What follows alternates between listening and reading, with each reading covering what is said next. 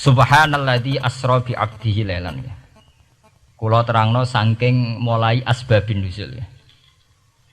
Rata-rata ulama itu berpendapat bahwa asal mula Isra itu sebagai hiburan. Hiburan dari Tuhan, ya Allah nyukani pelipur larang niku saat Nabi ngalami dua kesusahan. Itu periode Mekah itu periode tersulit Nabi karena beliau itu sudah minoritas. Minoritas, kaum minoritas kecil, miskin, terus pendukungnya tidak ada.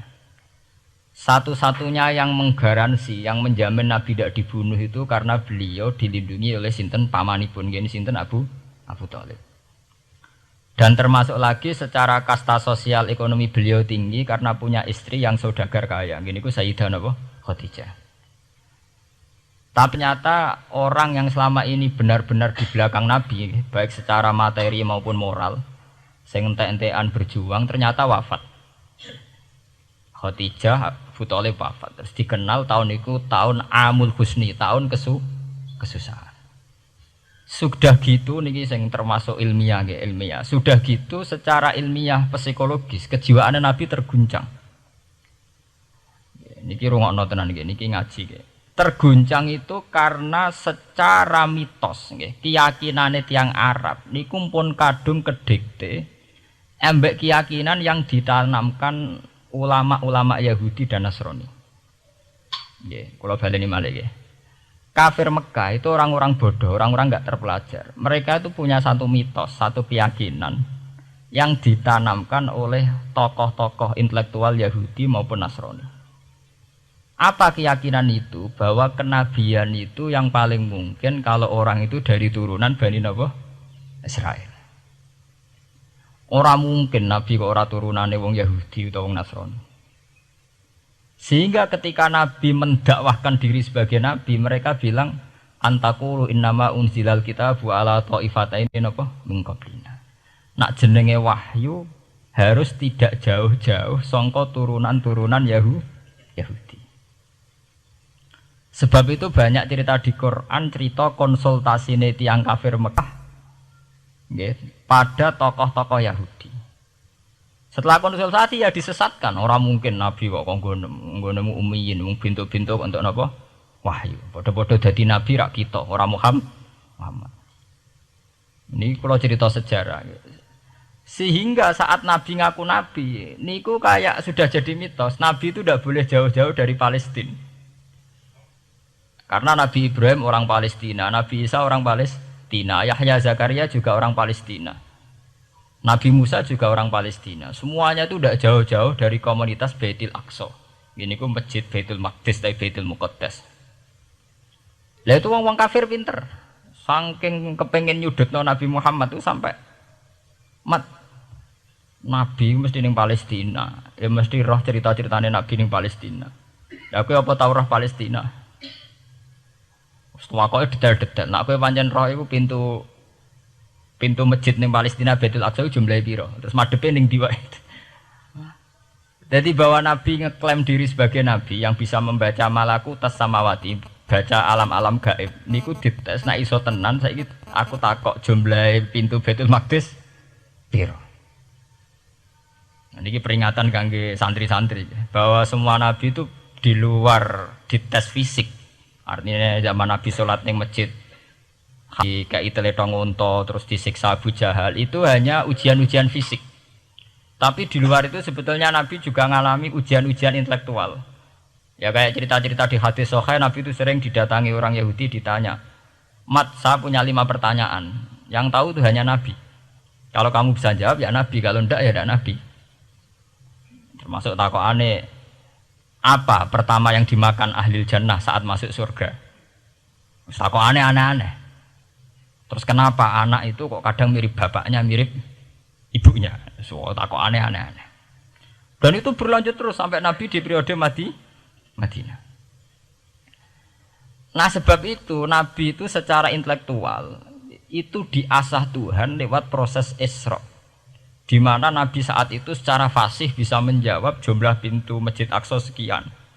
Perilaku Nabi Musa begini, wajahnya Nabi Musa begini, wajahnya Nabi Ibrahim begini. Sampai di hadis-hadis Sahih, Nabi bisa menjelaskan detail. Nabi Musa itu rambutnya kayak ini, wajahnya kayak ini, ada mutiwal. Itu detail sekali Nabi. Sebab itu di sini diterangkan oleh Imam Suyuti, peristiwa Isra adalah peristiwa di mana Nabi berjumpa para sinten Nabi.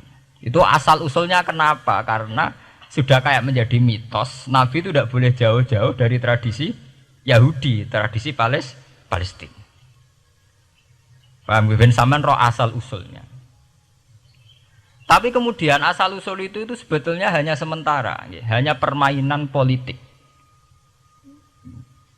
Sampean ben roh sejarah, permainan politik, manipulasi politik. Sebetulnya Nabi itu ya tidak jauh-jauh dari beliau adalah keturunan Israel. Israel itu bukan menunjuk sebuah negara loh, sampean pun salah paham. Israel dalam bahasa Quran itu menunjuk auladi Yakub. Israel menjadi negara kan baru kemarin setelah diberi kemerdekaan Inggris, paham ya? Israel sebagai negara kan baru apa? Kemarin. Sehingga istilah Israel di Quran maupun di hadis adalah menunjuk auladi Yakub. So intinya di antara anak Nabi Yakub ono jenenge Yahuda. Yahuda di turunan-turunan itu Bani Yahuda niku diarani Bani napa? Israel. Ternyata setelah dirunut Nabi Muhammad itu tidak beda jauh dengan keluarga Israel. Karena Nabi adalah turunannya Nabi sinten Ibrahim. Oke. Nabi Ibrahim niku gada putra kalih sing gada turunan gini ku Ishak kalian Ismail. Ismail kalian Nabi Ibrahim disalap teng Mekah. Gini ku sing disebut Quran inni askantu min dzurriyyati biwatin ghairi dzi sar'in inda baitikal muharram. Terus saking Nabi Ismail nurun-nurun ngantos Sayyid Adnan. Ya, mulane nak teng berjanji disebut wa adnanu bila raibin intadzabil ulumin nasabiyya ila dzabihi Ismail nisbatuhu wa muntama. Secara teori ilmu nasab Sayyid Adnan jelas-jelas wa adnanu bila raibin intadzabil ulumin nasabiyya ila dzabihi Ismail nisbatuhu wa muntama. Tapi yang menjadi masalah, yaitu tadi saya sudah bilang, seakan-akan Nabi Muhammad itu orang yang benar-benar berbeda dari dinasti itu, dari keturunan itu. Karena orang Yahudi, orang kafir Mekah di kepentingan menggagalkan kenabian Muhammad, sehingga dilecehno Muhammad bin Abi Kabsah. Oh Muhammad sing cilik di rumah tukang angan wedhus. Jadi, gue nak seneng kiai kan. Inna akramakum indawi atqakum. Cek Ben Karlan, cek Karmin pokoknya takwa ya kiai. Kiai. Tapi nak lagi gedeng kiai iku kan. Anake Karlan kok kakean tingkah. Lah dhisik wong Mekah ya ngoten niku. Jadi nak muni Muhammad bin Abdullah bin Abdul Muthalib cek terhormat. Mereka adalah orang-orang bangsawan di seputarku Quraisy. Nabi itu kastane Quraisy. Jadi kalau Muhammad bin Abdullah bin Abdul Muthalib cek ketok terhormat. Wong kafir pinter nang istilahna ora Muhammad bin Abdullah. Muhammad bin Abi Kabsah, mereka cilik Nabi tahu dirumat, cara kene ya Karlan yang penjuru desa. Mulane Nabi tahu angon wedhus, mereka tahu de bapak angkat sing tukang napa? Wedhus. Lah wong Mekah pinter, dididik wong Yahudi. Kena istilahna aja Muhammad bin Abdullah bin Abdul Muthalib, iku cek kekerenan, terlalu napa? Keren. Jadi Muhammad bin Ibnu Abi Kabsah. Di wong nak seneng Pak Harto kan Soeharto jenderal besar. Nek sing gedeng wong kemusuk kan repot ya. Oh, terus nyebut desa asli ini asal nak seneng bupati ya jadi bupati orang nomor 1 di Bojonegoro nak gedeng golekno asal usule. Sing ngoten mun sunatullah mulai riyen sampai kiamat ya. Sunatullah lati kot kelas napa? Mengkobel. Walanta jidali sunnatil lain napa? Tabdila. Ya akan begitu. Nah sehingga peristiwa Isra itu satu peristiwa rohani ya. Selain peristiwa rohani nanti akan diwajibkan sholat, juga ada peristiwa intelektual, ada pengajaran intelektual bahwa semua nabi itu harus punya tradisi yang sama, punya karakter yang sama. Jika nabi dalam proses Isra itu dipertemukan dengan Nabi Ibrahim, Nabi Musa, nabi-nabi yang lain. Dan diskusi di situ juga ada diskusi-diskusi. Paham ya? Niki penting ya, penting kalau terangaken karena kalau tanpa tradisi yang berkelanjutan ya, sing disebut tenggene thariqah jenenge as-sanad al-mu'tabar, sanad sing mu'tabar utawi nak tenggene pondok-pondok kitab disebut sanad sing muttasil. Ini nanti semua tradisi kenabian akan melenceng. Kalau melenceng itu ngeri. Karena setiap orang dia mesti gada subjektivitas sendiri, punya versinya sendiri. Sehingga semua nabi harus model istilah politik itu punya platform yang sama, punya karakter yang sama, punya model yang apa? Sama. Nah, sebab itu secara intelektual Nabi Muhammad itu dikenalkan oleh karakter para nabi-nabi dulu. Nggak detail. Satu Quran 30 juz. Andai kan sampai hafal Quran. Sampai ngurunut sejarahnya coba. Kita ini kan kadung dibentuk. Artinya kita ini ya alhamdulillah sudah kadung kebentuk, tahu sejarah para nabi. Tapi asal usulnya kita tahu lewat kitab yang namanya Al-Quran. Supaya apa? Nabi Muhammad itu dibimbing bahwa Quran atau ajaran beliau benar-benar musaddiqal lima baina yadeh, benar-benar selaras dengan ajaran sebelumnya. Mulai ajaran yang bersifat samawi sampai hal-hal yang basariyah, yang menyangkut tabiah apa? Basariyah. Kalau contohnya ngeten, misalnya begini. Nabi Muhammad disejarahkan Nabi Ibrahim, beliau punya problem. Problem itu berupa punya bapak atau paman yang tidak Islam. Bahkan nak neng ceritane kiai-kiai desa dari Nabi Ibrahim cilike kon adol patung. Terus didol meniki patung, ya ora manfaati ra mudarati, mbok tuku ya karepem ora napa karepem. Mbok ono sanate mbok ora, pokoke cerita iku populer. Disejarahkan begitu. Sehingga Nabi Muhammad tahu, oh ternyata yang punya problem ngadepi keluarga itu tidak saya tok. Dulu Nabi Ibrahim juga punya problem ngadepi keluarga. Aku tak lumayan terima paman, Pak Lek, Pak De, Abu Jahal sinten? Abu Lahab. Nabi Ibrahim malah bapaknya. Dah gitu. Setelah itu juga diceritakan tentang Nabi Nuh, Nabi Lut, seorang nabi besar yang punya nasib sial, yaitu istrinya pengkhianat. Mereka jadi kiai di bojo judes itu tidak masalah, mulai terima kiai di bojo judes biasa. Ya itu tadi Nabi Nuh, Nabi Lut itu lebih ngeri ketimbang itu di bojo apa? Bukan kebenaran. Kita kan paling dicoba bojo judes, kan ringan banget. Paling banter mecano piring gelas itu murah banget. Begitu terus. Nabi Musa aja gitu. Diceritakan Nabi Musa, beliau adalah seorang sosok Bani Israel yang temperamental. Ya basariah sekali. Saking temperamentalnya ketika tukaran ya jotos. Karena nak kiai temperamental kadang jotosan ya ono sanate ya Nabi Musa ku nak tukaran ra cocok napa? Jotos. Fawakazahu Musa faqada alai. Artinya ya basariah sekali. Cerita ABG ini kubire nggih wonten saat beliau melarikan diri, lala ketemu cewek loro. Ya ora wenti se barang Nabi Musa, waduh mari maksiat ae terus kon. Wadek aja mlaku ning ngarepku. Nah kena angin aku roh sikile mari nafsu. Aku nabi kok nafsu barang kan ra pantes. Nah ngono ke mlaku guriku. Ya basariah sekali itu sampai detail. Terus ketika itu terus disuaka politik oleh Nabi Syuaib. Sehingga menjadi tradisi bahwa semua nabi akan mengalami problem dengan kaumnya, kemudian disuaka politik oleh komunitas yang berbeda, yaitu komunitas Syuaib itu di luar pemerintahan Fir'aun. Sama seperti yang dialami Nabi Muhammad, komunitas Mekah itu menyiksa Nabi, bahkan mengimbargo sinten Nabi. Semua aliran dana, aliran ekonomi, akses dana, akses makanan itu ditutup di Mekah.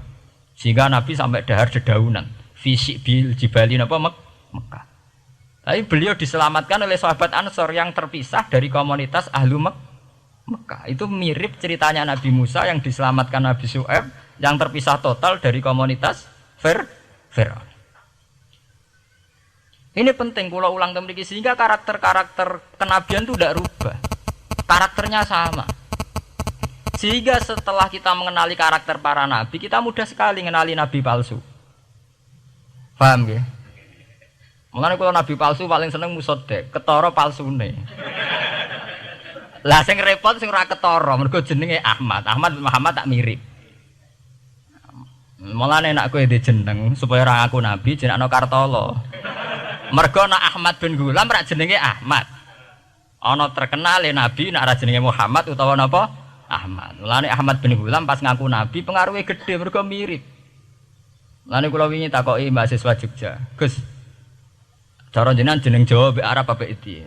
Nak trene akeh nabi palsu apik Jawa lah Kartolo.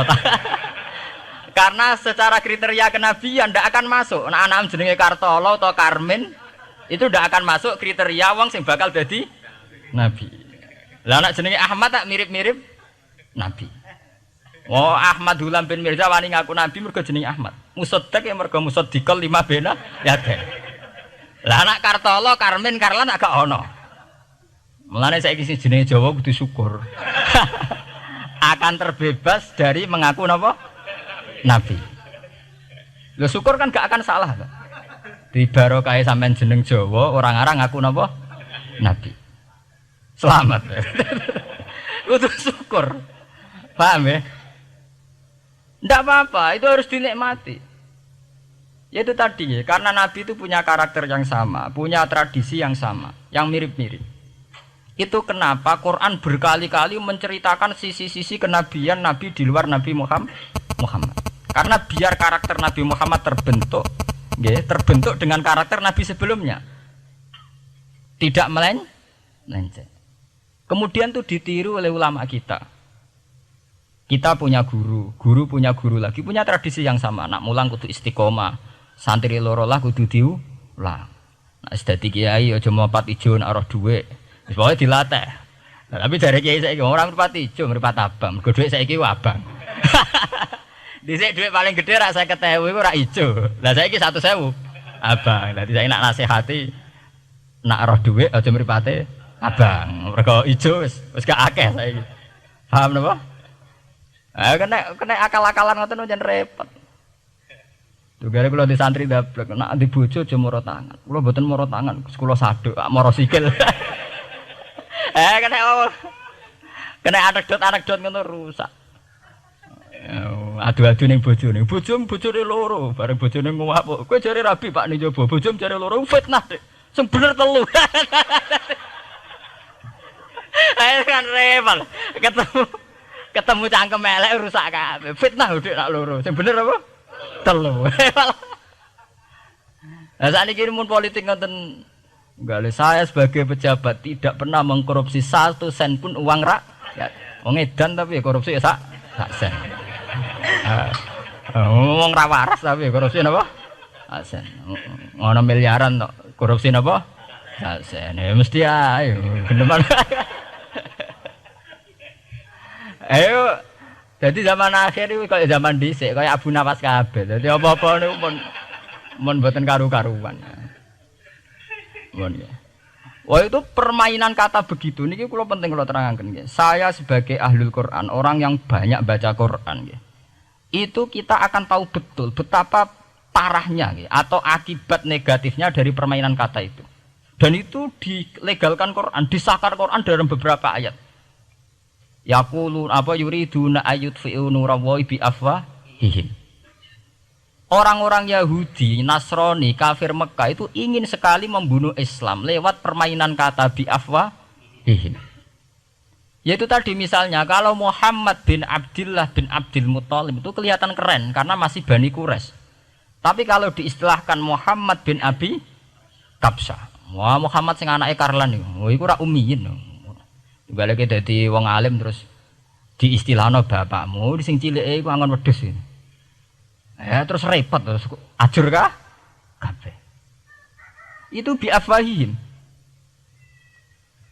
Efektivitas bi afwahihim itu sampai tenggene Tarikhus Suyuti wonten keterangan wa min dzalika irtadda jam'un minas sahabah. Dari permainan kata yang ditanamkan orang Yahudi itu sampai banyak sahabat yang murtad. Istilahnya itu jam'un minas sahabah. Meskipun setelah murtad itu ya divonis tidak sahabat. Misalnya menyangkut nasa mansuh. Orang Yahudi pinter, du'afaul muslimin, orang-orang muslim yang imannya masih lemah. Delok le nabimu, wong kok pelin-pelane ngono. Dhisik Ka'bah madhep Baitul Maqdis. Iku wis bener iku, mergo kiblate Nabi Musa. Nabi-nabi dhisik kiblate Baitul Maqdis. Nah saiki gara-gara dekne kangen keluargane manjen dekne cah Mekah, saiki kangen Mekah. Terus kon manggon omahe buyut-buyute. Dadi saiki kiblat diadepno omahe buyute. Kangen-kangene dhewe tunggu urusan kiblat jare. Jadi pas Nabi itu masih di Medina. 16 bulan Nabi salate madhep Baitul Maqdis. Suatu saat tok wahyu falan walliyana kiblatan tarduha. Fawalli wajhaka satral Masjidil Haram. Sakniki kan madhep teng Mekah. Sajane iki normal saja. Artinya normal ya normal. Tapi orang Yahudi memanipulasi bahwa itu fakta bahwa Muhammad itu memimpin agama dengan cara tradisinya sendiri. Mergo dekne kangen keluargane ra iso muleh.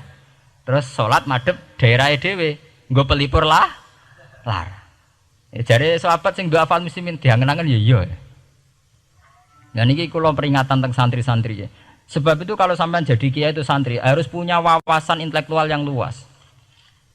Semenjak itu Quran mewahyukan secara nalar sejarah. Ya niku sing disebut ayat inna awwala baiti wudi'a lin-nasi lalladzi bi Bakkata mubaraka wa hudal lil alamin fihi ayatum bayyinatum maqamun apa Ibrahim. Akhirnya Nabi Muhammad nantang ning tokoh-tokoh Yahudi. Apa salahnya saya punya dua kiblat? Baitul Maqdis adalah kiblatul anbiya karena dulu Nabi Musa di situ, Nabi Isa di situ. Sekarang saya menghadap ke kiblat yang lain karena itu kiblatul Ibrahim dan dia lebih senior. Lebih apa? Senior. Sebelum ada Baitul Maqdis itu sudah ada Mekah. Mekah lebih senior, lebih tua. Terus disebut fihi ayatum bayyinatum maqamun apa? Ibrahim. Nabi Musa, Isa adalah periode setelah Ibrahim. Sebab itu akhirnya semenjak perdebatan itu orang Islam bangga. Makanya sampean kalau ngaji hadis-hadis sahabat itu bangga. Ana mimman shalla ilal qiblaten, nggih. Ana mimman shalla ilal qiblaten. Aku termasuk sahabat sing menangi dua kiblat. Mergo zaman madhep Baitul Maqdis ya kiblatul anbiya, madhep Mekah nggih kiblatul anbiya. Artinya apa? Perdebatan ini dimenangkan oleh Nabi Muhammad bukan karena mitos atau kultus atau taklid buta, tapi memang secara sejarah kiblat tertua adalah Mekah. Ini disebut inna awala baiti wudi'a lin-nasi lalladzi napa bi Bakkata mubaraka wa hudalil alamin fihi ayatum bayyinatum maqamun apa Ibrahim. Artinya Quran tidak pakai teori mitos. Pokoknya nabi ini saiki aku ya terserah aku itu tidak begitu. Paham ya? Tapi diterangkan secara kesejarahan bahwa asal usul Mekah jadi kiblat itu rasional sekali. Bukan karena nabi orang Mekah mboten, memang dulu-dulunya Nabi Ibrahim berkiblat di situ. Jika Quran jawab inna awwala baiti wudi'a lin-nasi lalladzi bi Bakkata mubaraka wa hudal lil alamin. Terus kula bolak-balik masalah Isra ya. Niku masalah-masalah yang selain pelipur lara itu ada petualangan intelektual, petualangan ilmiah. Di mana Nabi Muhammad diperkenalkan oleh Allah nggih, diperkenalkan watak para nabi, pilihan hidup para nabi, bahkan tradisi-tradisi para nabi. Sehingga mangke teng hadis sahih wonten keterangan saat Nabi nyancang atau menambatkan khimar atau buruk itu ya di batu yang dulu dipakai para nabi untuk nyancang napa khimar. Jadi tradisi itu dimulai dari barang-barang sepele. Carane nyancang buruk wae nabi mirip sama dengan nabi-nabi yang apa? Dulu. Terus memulainya Mi'raj juga sama dengan nabi-nabi dulu. Bon niku sing secara ilmiah tarikhiyah. Sakniki sing menyangkut akidah firqah fil Islam. Nah, ini kalau terang. Menurut ahli sunnah, orang yang mengingkari Isra itu kafir. Ya kafir karena dzikra fil Quran. Isra itu dzikra fil Quran. Makanya tadi saya jarang sekali pakai bahasa Mi'raj. Ya, tapi nak teng Indonesia kadung menang merjep peristiwa Isra dan apa Mi'raj. Pokoknya bahasa kadung salah, kadung menangan ya menangan. Kadung istilah Isra dan apa sebetulnya yang disepakati ulama itu hanya Isra. Artinya yang memungkiri Isra itu kafir karena dzikra fil Quran. Lah kemudian Mi'raj menurut keyakinan ahli sunnah itu terjadi. Setelah terjadi itu masalahnya biruhi wa jasadihi jami'an ma'an atau biruhi faqat. Nah, kemudian menjadi firqah-firqah yang macam-macam. Ada yang meyakini biruhi wa jasadi, ada yang meyakini biruhi napa faqat. Sampeyan kalau ngaji Al-Kawakibul Lama'ah karangannya Mbah Fadl atau kitab-kitab panduan ahli sunnah yang disahkan oleh NU. NU dulu pas musyawarah besar di Jemang yang dipakai panduan itu dulu yang disahkan itu Al-Kawakibul Lama'ah yang dikarang Mbah Fadl. Itu memang kita termasuk ngikuti yang biruhi wajah seti. Tapi sebetulnya dalam kelompok yang biruhi fakot itu ada orang keren di dalam dunia ilmiah. Ini termasuk Aisyah meyakini biruhi apa? Fakot. Ya, tapi itu sudah masalah-masalah kemudian berkembang menjadi di luar masalah firqah terus menjadi masalah said, masalah pengetahuan. Kalau masalah pengetahuan tentu kita ini terus masalah kan artinya masalah itu. Kalau iman diukur dengan akal ya kadang tidak sambung. Wah itu mokal, orang dengan kecepatan sekian pasti hancur. Dan agama ukur akal terus ya repot. Wong dipendem sudah dibualung ya dibualung, dibakas tangi bareng. Jadi sing disoal ora mek rotok kabeh napa? Disoal. Manjen masalah manusia itu masalah-masalah sing ya begitu. Oke. Pun niku mboten penting. Nah, itu terus kemudian menjadi firqah. Terus kemudian ada hadis-hadis yang menerangkan proses Nabi dialek dengan para nabi. Kayak ketemu Nabi Musa, Nabi Ibrahim, terus Nabi Idris, Nabi Isa, Nabi Musa. Itu terus diterangkan di hadis-hadis sahih. Ini kalau balik tentang keterangan wau, sebetulnya pertemuan-pertemuan ini itu dimaksudkan Nabi biar punya tradisi yang sama dengan nabi-nabi sebelumnya. Karena ini penting ya. Sama nek sira rasane dadi kiai. Niku krasa banget. Misalnya kita ya. Kita akan dididik ala pesantren misalnya. Kita punya kiai-kiai yang punya tradisi. Misalnya nak rawong nakal, wong minum astagfirullahaladzim, wong kok ngono kan gitu. Ya hanya begitu. Sehingga wis kaya identik angger kiai NU atau amalia NU iku rawani naboki wong sing nyabu. Ya rawani nyaduki wong sing lagi minum. Kemudian itu dianggap satu kekurangan atau apa walhasil kemudian lahir kayak FPI. Orang yang tidak menerima metode itu. Tapi sudah kayak ada janjian tuh begitu. Kiai paling anti kemungkaran lah itu. Masa kiai paling kerengo sapa mbok terkenal kerengo. Mereka tidak punya catatan repot bahwa mereka pernah jotosi wong minum. Masih sing sering jotosi santri lah itu tetap rata wono terkenal jotosi napa? Wong sing mabuk, wong sing minum. Itu sudah kayak tradisi. Dulu zaman Basim Asari Jombang terkenal ijo be abang, sing abang ya abangan tenan. Sing ijo. Tapi tidak ada catatan sejarah kiai jotosan be pemabuk. Ya memang kayak kita sudah punya tradisi nak roh kemungkaran itu menang kalah itu lewat proses bil hikmati wal mau'izatil hasanah. Kita ini kayak punya tradisi nak roh kemungkaran milih model Nabi wa mahdi qaumi fa innahum la ya'lam. Itu ya kayak ada janjian begitu. Meskipun kita sebagai orang alim ya tahu nahi mungkar itu wajib. Nahi mungkar itu begini-begini, tapi ya praktek kita tidak pernah begitu. Ya, kalau di Timur Tengah kebalikan. Mana ada terima karuan wong nakal. Podo soleh beda aliran halal dibunuh. Sehingga wong Sunni yo ngalalo daerah wong Syiah nggih ngalalo daerah napa? Wong Sunni. Ya sudah kayak tradisi. Sampai nak maca kitab fikih-fikih khas Arab. Mau biasa muni wong ngene iku muhaddarun damu. Padahal ya wong soleh, wong Islam di mazhab apa wis disebut darun apa? Damu. Sehingga kita itu tadi, kita punya tradisi. Saya tuh kalau sedang tahajud, matehai para wali-wali songo atau apa, itu yang terpikir di saya itu hanya satu. Agama Islam itu lahir lewat Quran dan hadis. Tapi kemudian tahu-tahu tetap berimprovisasi, berkembang sesuai tokoh yang membawa. Sampai kalau melihat Islam di India dulu sampai perang besar-besaran, kemudian zaman Abul A'la Al-Maududi, zaman periode Muhammad Iqbal, sampai India pecah, kemudian jadi Pakistan yang bernegara apa? Islam, karena banyak konseptor Islam yang tidak setuju negara sekuler. Akhirnya mereka misah jadi negara Islam Pakistan. Kemudian Timur Tengah juga begitu. Karena Timur Tengah sudah Islam semua, masalahnya itu diislamkan ala Sunni atau ala Syiah.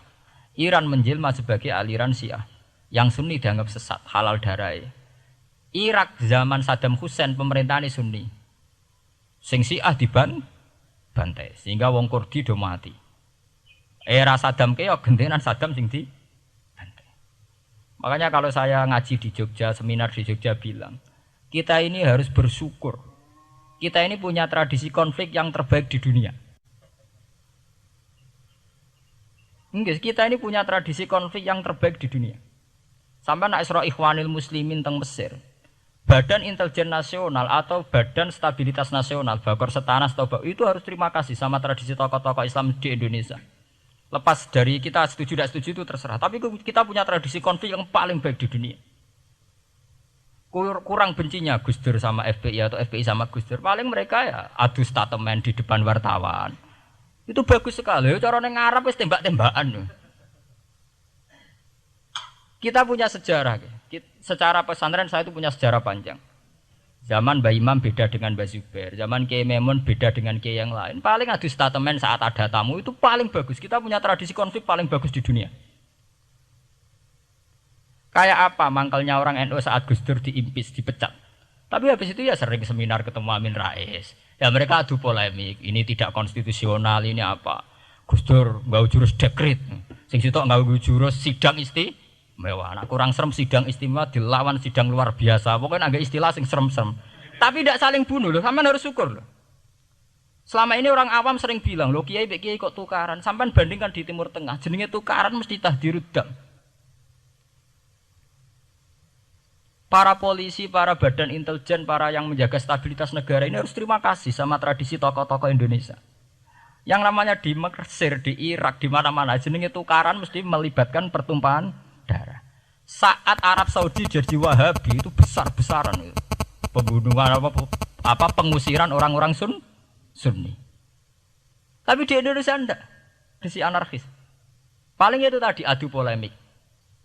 MLB dilawan MLB itu masih keren sekali, tidak apa-apa. Itu lebih baik ketimbang adu jotos atau adu hizib lah. Itu masih bagus.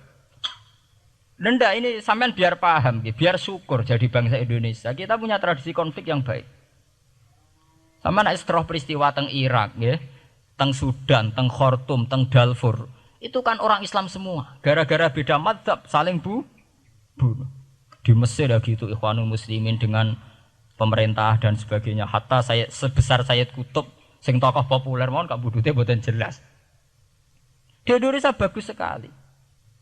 Kita menangi zaman secara sejarah, kita menangi bedanya dulu Ahmad Hasan dengan tokoh-tokoh NU. Kulo nu menangi secara sejarah sering baca. Terus zaman anyar-anyarane NU asas tunggal, bedanya Gus Dur dengan Kiai As'ad. Sak mangke bedane PKB dua versi. Mereka menyelesaikan secara beradab. Lewat pengadilan, kok pengadilan kalah lewat MA, beradab sekali. Kita harus bersyukur. Dibanding penyelesaian konflik kayak di Irak kemudian ngundang Amerika, akhirnya sekarang kacau balau. Di Timor Leste yang latihan bikin Ramos Hurta disuduk, Indonesia paling banter ngobong fotonya SBC. Ya masih terhormat lah, masih artinya masih beretika. Kita harus syukur punya bangsa yang beradab. Wong ras tujuan antar kiai ya rasan-rasanan. Kiai kok ngono, sing tok kiai kok ngono. Engko sing kiai tengah-tengah ayo ono sing ngono ono sing ngene dadi. Sing ra melok-melok biasanya terus milih amane, ya ono sing ngono ono sing ngene.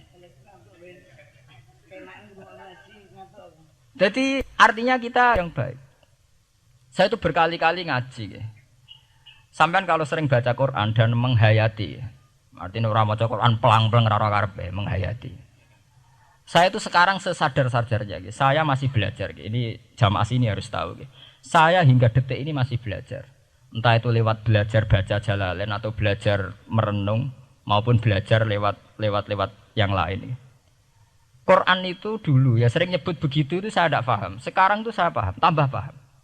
Misalnya di juz 4 ada istilah ikhwanan. Orang mukmin disuruh ingat peristiwa-peristiwa yang dulu saling kuntum a'daan fa'allafa baina qulubikum fa asbahtum bi nikmatihi napa ikhwanan. Dulu kamu bermusuh-musuhan yaitu antara kelompok Aus dan Khazraj. Gara-gara barokatul Islam sekarang kamu menjadi ikhwana. Menjadi bersaudara. Sampean kalau melihat TV, merunut konflik di Irak, sering ada bom bunuh diri, itu kan ada asal usulnya. Memang sekarang orang menimpakan kesalahan itu pada pasukan multinasional yang dipimpin Amerika dan Inggris. Tapi sebetulnya ada usul-usulnya. Sampai Amerika bisa masuk karena orang Irak tidak ikhwanan. Tidak apa?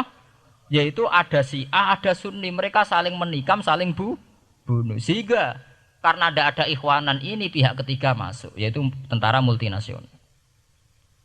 Makanya saat di Jogja ditanya, cara jenengan sebuti menyangkut Ahmadiyah, menyangkut konflik di Jakarta, saya bilang, sekarang setiap orang bikin from apa forum, yaitu baik, kalau niatnya baik-baik. Tapi andaikan saya ditanya Tuhan nanti, hak kowe iku kelompok apa? Pokoknya angger NU atau Muhammadiyah ajak mayoritas, aku milih salah sitok iku. Bukan karena saya oportunis milih yang besar, itu lebih baik, lebih maslahat. Karena kalau setiap orang merasa benar bikin kelompok sendiri akan menjadi kelompok banyak. Dan saat menjadi kelompok banyak, tentu konfliknya lebih tidak terpola. Tidak apa? Terpola. Umpama Hasim tukaran mbek Din Samsudin itu terpola. Tapi nek angger wong ngrasa duwe ketua dhewe tidak terpola. Bagaimanapun ikhwanan itu harus disyukuri. Nggih, dalam kondisi berteman. Sebab itu Nabi sering ngendikan ilzamu jamaahirul muslimin wa man sadza sadzafin. Mbok kamu itu ikut kelompok mayoritas saja. Jamaahirul muslimin cara bahasa netralnya mbok ya kamu itu ikut kelompok mayoritas saja. Karena kalau orang merasa benar kemudian bikin kelompok sendiri itu tidak ada selesainya. Lah akulah cara nuruti GR sebagai kelompok dhewe. Wong aku ya di umat, di pengaruh sing nyucup wis akeh. Tapi kalau semua orang merasa begitu kan repot. Mursid di kelompok dhewe, tukang toreko di kelompok dhewe, tukang ngaji di kelompok dhewe. Model kitab pirang-pirang sesuk ana jamaah Jalalain, jamaah Muin, jamaah Fathul Wahhab. Nek sing iso ngaji jamaah tahlil, jamaah istighosah. Ora ana bare itu. Saya tuh kalau ditanya di Jogja, meskipun saya kritis, artinya kritis itu mungkin terhadap satu fenomena kita tidak setuju atau Muhammadiyah dalam banyak hal atau satu dua hal. Itu tidak menjadi alasan kita untuk tidak mengikuti mainstream. Karena kalau mainstream ini dilanggar, itu kita tidak akan ikhwanan. Dan akibat negatif dari tidak ikhwanan adalah kayak kasus Irak. Iran itu kenapa tidak mudah diserang Amerika padahal punya nuklir? Karena mereka seragam Syiah semua. Itu lebih gampang, lebih susah. Lawan itu apa? Susah. Arab Saudi juga mudah diadu karena karuan seragam Wahabi semua. Kita tidak bicara itu ya akidah. Mungkin kamu bisa debat Wahabi itu benar apa enggak. Tapi karena relatif aman, nggak diacak. Indonesia juga gitu. Kenapa tidak banyak konflik? Karena orang itu Islamnya kalau udah NU ya Muhammadiyah. Mbak cocok ra cocok mbak milih. Itu lebih mudah. Ketimbang ada faksi-faksi baru kemudian stabilitas menjadi tambah kacau. Mulane kula niku saya loh ya, saya pribadi menghimbau ya. Melihat ayat itu dihitung Tuhan sampai Allah ngendikan apa if kuntum a'daan fa'allafa baina qulubikum fa asbahtum bi ni'matihi apa? Kekuatan sebuah negara itu bukan karena senjatanya canggih, tapi karena rakyatnya tidak bentrok. Ya bayangkan kayak Indonesia. Andai kan Jawa itu mayoritas Islam. Kemudian mereka ingin mendirikan negara Islam. NTT merasa tidak diwongke terus keluar dari Indonesia. Nanti Maluku, Ambon juga gitu. Daerah-daerah yang Islamnya tidak mayoritas begitu. Kayak apa susahnya militer? Andai kan setiap kelompok itu punya jamaah besar. Terus sering bikin muktamar. SBZ berbakar muktamar NU, Muhammadiyah. Kabeh wong di kelompok pra kesel SBZ. Gak sudah jadi presiden. Moga setiap forum umat Islam gawe napa? Kok gawe muktamar? Iku muktamar urung ana tandingane, wis pirang-pirang.